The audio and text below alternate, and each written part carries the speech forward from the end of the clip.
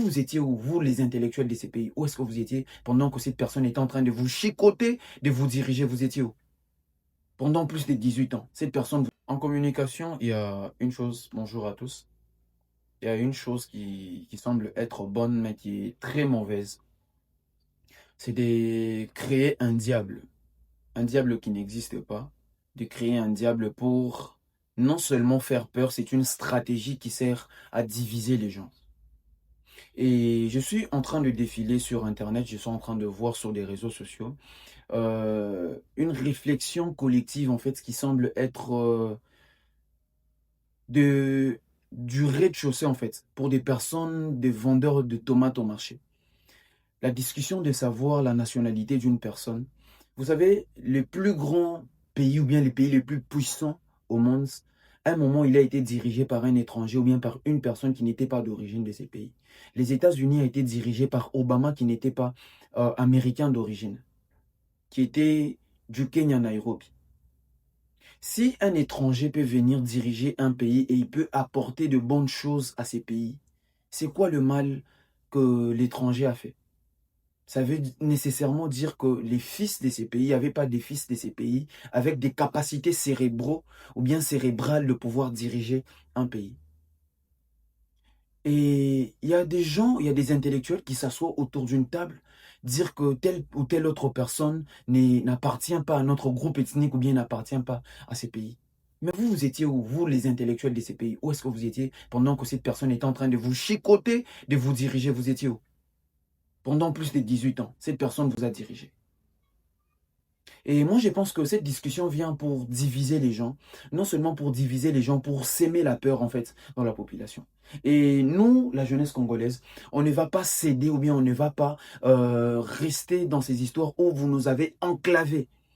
Enclavés, même des intellectuels, les personnes ne peuvent plus réfléchir. Les personnes sont en train de se dire, lui c'est un Rwandais ou bien lui il est de tel ou tel autre groupe ethnique. Vous devrez savoir, en RDC, il y a 4 grands groupes ethniques. Il y a les Nilotiques. Il y a le Bantou, il y a les Soudanais, il y a les Pygmées. Et la majorité, c'est les Bantous. Et dans la loi Bantou, ou bien un Bantou, il ne peut pas laisser, il meurt aujourd'hui, comme moi je suis là, je meurs aujourd'hui, que je puisse prendre mes enfants, que je puisse les confier à mon ami. Pendant que moi je mourrais, où était ma famille? Ou bien mes frères et mes sœurs, ils étaient où pour prendre mes enfants? Vous allez comprendre que c'est des discussions des personnes qui ne réfléchissent pas. Ils sont autour d'une table en train de réfléchir sur une chose. Le temps de penser ou bien le temps de réfléchir sur ce genre de choses, on peut améliorer ou bien on peut penser, créer de nouvelles choses, mais on est sur des discussions qui ne peuvent apporter rien, à part s'aimer la peur, à part s'aimer la zizanie et diviser les gens. Vous êtes intellectuel. Les jeunes qui sont en train de grandir, les jeunes qui sont en train de venir dans cette génération, essayez de diriger votre façon de réfléchir dans une autre direction. Pas des choses qu'on est en train de vous proposer ou bien des choses que vous êtes en train de voir. Vous ne pouvez plus réfléchir ou bien penser à autre chose. C'est triste de voir des intellectuels. C'est triste de voir des personnes qu'on a considérées jusque-là comme étant des grandes personnalités qui sont en train de réfléchir sur des histoires sans tête, sans queue.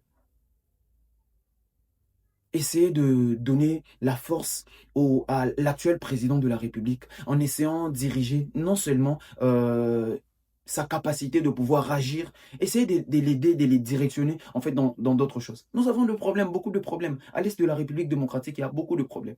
On ne peut pas s'efforcer sur une chose, cherchant à savoir qui est d'origine. C'est déjà arrivé. Il a dirigé ces pays pendant 18 ans, c'est déjà arrivé. On n'a plus rien à pouvoir changer, on n'a plus rien à pouvoir faire.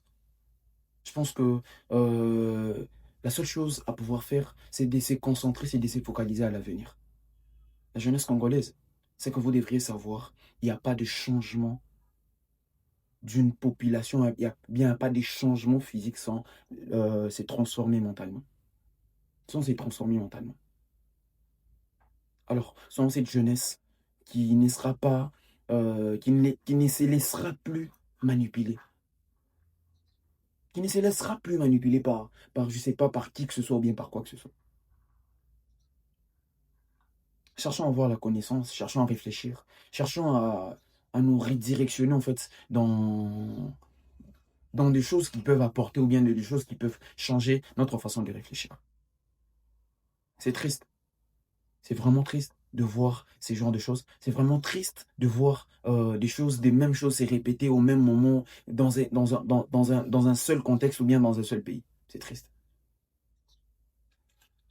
Essayons de donner la force au président de la République démocratique du Congo, son Excellence, Monsieur le Président Félix Tshisekedi. Essayons de lui donner la force, essayons de l'aider en fait à pouvoir réorienter certaines histoires. Pas de l'aider encore à les descendre ou bien à les descendre encore davantage. Ça ne va nous apporter rien, ça ne va nous mener nulle part. Merci.